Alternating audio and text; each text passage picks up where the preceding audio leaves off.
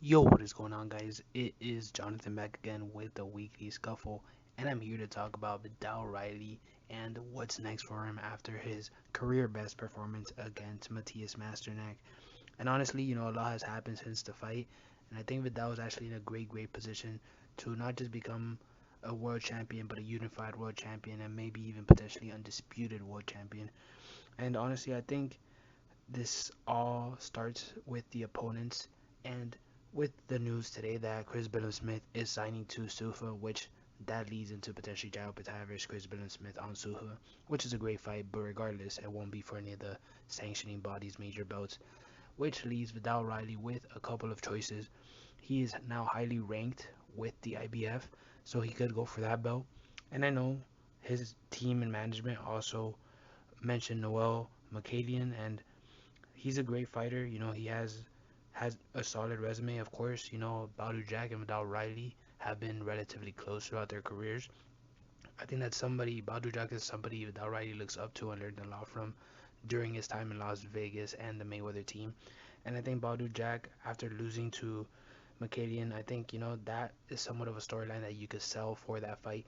But I think the first fight that should be made is against David Nyika, who is, of course, one of the New Zealand cruiserweights. Most people probably remember him from his last fight against Jao Pitaya, which that fight was a KO loss, but Jao Pitaya was widely considered the best cruiserweight at the time and probably still is. Regardless, I think he's bounced back since that fight, 2 wins. So, you know, I think he's put himself in a position where he can fight Vidal, and I think both of them.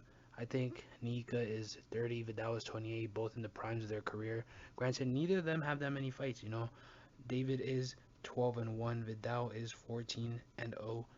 But I think that's a great fight. You got a power puncher versus a boxer, and I think that's gonna be very interesting to see. I think Vidal would come on top against Nika, and it would be for the IBF title, which, in my opinion, would be a smart choice for his career. I think that fight shouldn't be difficult to make, especially with the backing of Misfits.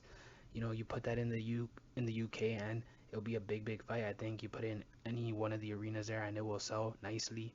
And then, of course, you could lead that into a Mikaelian WBC IBF unification bout. His promoters and managers have already said they've had talks with Noah's team. I believe the Badu fight was on a fight card in Miami, and it didn't really get that many eyes on it, I believe. So I don't think it'll be difficult for Misfits to put the money together in the UK to get Vidal these fights. I think the David fight, if I were to manage Vidal, makes the most sense because you get him that world title, and then the Noel fight becomes that much more of a negotiation tactic by using the IBF belt, WBC. It's a unification.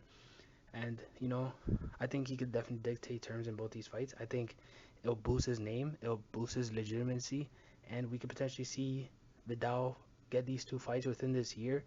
And then maybe next year, probably do an IBF eliminator and then fight for the undisputed fight against the Benavidez Zurdo Winner. So it's going to be very interesting to see how all this plays out. But we'll see how all of it plays out and see you next time. Peace.